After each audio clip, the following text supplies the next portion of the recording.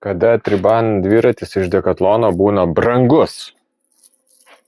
Nusiperkate jūs jį pigiai, bet ten yra sudėti tokie elementai, pavyzdžiui, grandinė pati elementariausia KMC Z serijos neapsaugota nuo rūdžių, pačių paprasčiausių tokių medžiagų, jinai tiesiog paprasta grandinė, jinai kokybiška, tiesiai, viskas gerai veikia, pavaros jungiasi, taip, bet ją reikia prižiūrėti, ją reikia valyti ir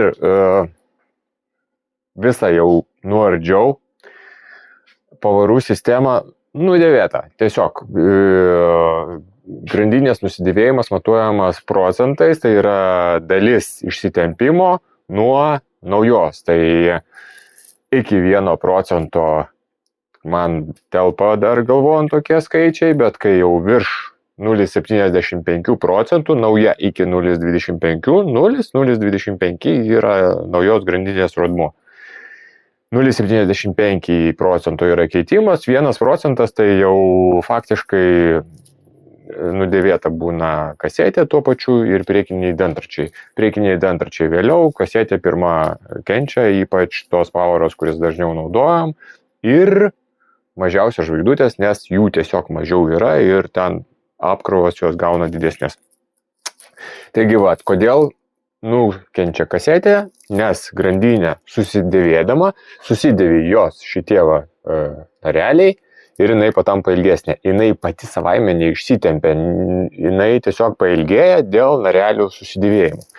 Kada jau tas žingsnis pasikeičia, čia jau pasidaro nebe pusę colio tarp kiekvieno narelio, kasetės žingsnis irgi pusę colio pradeda neatitikti ir viršutinis tas narelis, kuris deda didžiausią apkrovą ant kasetės, jisai pradeda tą mūsų dantratį stipriau spausti ir šlifuoja. Ir tokiu būdu nauja grandinė jau nebeveikia ant tos kasetės, nes jinai būna nušlifuota tokiom duobėm ir žingsnis pakinta ir peršokinėja, traška, užkandimai atsiranda ant priekinių dantų ir panašiai. Aš jau nekalbu, kad pavaros tiesiog pradeda nustoja veikti normaliai, nes grandinė nudėvėta, jinai pasidaro elastinga. Ir kada jungia pavarą, tai tiesiog jungimo nebeatsiranda, tiesiog grandinė jinai išsikreipia ir toliau savo vynioja. Šituo atveju tai nėra čia dar kritinis, būna tikrai žmonės sudėvi, tai viską taip, kad ten grandinė iš vis kaip raištelis pasidaro, kaip jinai nenutrūksta, iš vis neįsivaizduoju, tai ten net matosi tarpai tarp tų rolikų visų, žodžių. Grįžkim prie temos. Kodėl Decatlono dviratis iš tikrųjų yra brangus tam tikrais atvejais. Jeigu mes važinėjam dviračiu ir jo neprižiūrim, mes tiesiog sudrožiam tą pavarų sistemą, o ant Decatloninio, kaip ir grandinė, taip ir visi kiti elementai, kasetė, dantračiai yra iš pigių metalų padaryti. Tai jie labai sėkmingai atėjo SMS, tai jie labai sėkmingai susišlifuoja, susidrožia ir ko pasiekoje mums tenka keisti visą pavarų sistemą. Ne vieną grandinę, o grandinė, kasetė, priekiniai dantračiai. Tai būna arba ardomi, arba neardomi, bet kuriuo atveju priekis čia galbūt yra pats brangiausias toksai elementas. Ir kada sudedi visus tuos dalykus, kuriuos reikia pakeisti, plus darbų kaina, tai jau gaunasi vos ne pusę dviračio. Savininkas pravažiavo 2000 km ir jeigu juo tikėti, jisai nė karto netepė grandinės, tai vadinasi ir nevalė. Dviratis šiaip yra pakankamai murzinas, tai aš tikiu, kad galbūt taip ir buvo. Tai visa pavarų sistema tokioj net ne tepimo alyvoj, o kažkokiam plastelinė, pastoj. Ir ta pasta, jinai tiesiog nefunkcionuoja. Jūs minat, jūs negirdit grandinės, kad jinai cyptų taip, bet ta pasta puikiai šlifuoja viską iš eilės.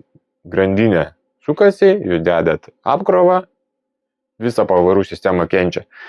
Taigi, reziumė, 2000 km mums atsieina apie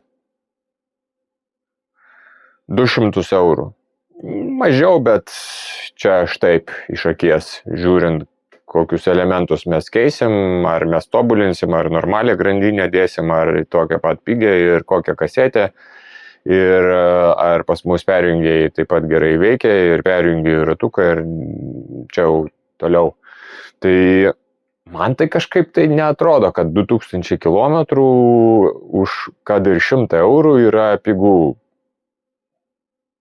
Decathlon dviratis, kad ir Triban, čia yra būtent pigijų serija, gali būti pigus variantas, norintiems sutaupyti, bet reikia grandinę išsivalyti, susitepti, dviratį laikyti švaroje, neužleisti tokių dalykų, kaip jeigu pas jūs stabdžiai neveikia, pradėjo kažkas su jais atsitiko, ar ten braukosi, pareguliuoti, tada dviratis tarnauja.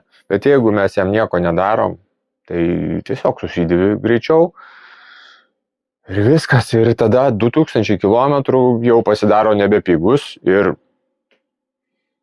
rezultatas dviratis netoks jau ir pigus. Skaičiuoti reikia ne pradinę dviračio kainą, o tikriausiai jo eksploatacinės nesavybės, eksploatacijos kaštus. Viskas. Negeskit,